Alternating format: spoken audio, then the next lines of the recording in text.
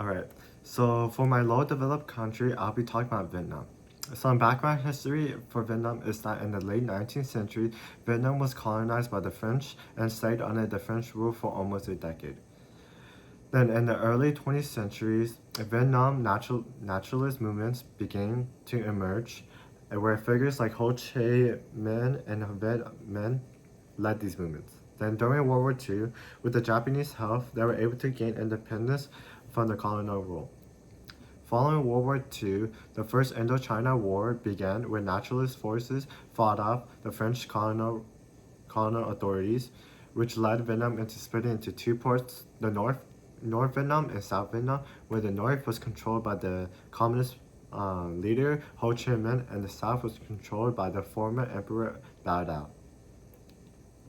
The division of Vietnam led to political tension between the North and the South, which would lead into the Vietnam War.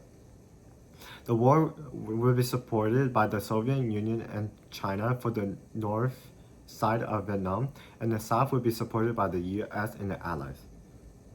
Then in 1973, the US signed a ceasefire agreement with North Vietnam, which would take US out of the Vietnam War and their allies. But the Civil War still remained, so in 1975, the North was able to invade the South, which would unite both parts into one socialist republic. Vietnam is a socialist country under the leadership of the Communist Party. The National Assembly is the highest legislative body in Vietnam, and as the caramel parliaments, they serve the country as representatives and make laws for the countries.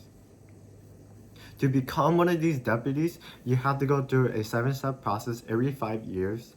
No matter what, every 500 members has to go up for re-election every 5 years.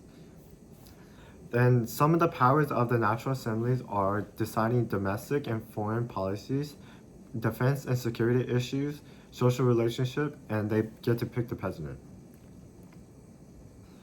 As the National Assembly picks the president, their term is as long as wherever the National Assembly wants. So for that term, for the National Assembly term, is 5 years. So if they want to pick one person and the next 5 years they don't like that person, they get to pick a new person. And if they like that one and the other 5 years they like it, the person gets to become president as long as the National Assembly wants. And overall, Vietnam's system is a country that I fully like because of the lack of not being able to pick president, no checks and balances, and the National Assembly has too much power where they can create laws out of nowhere and you just have to obey it.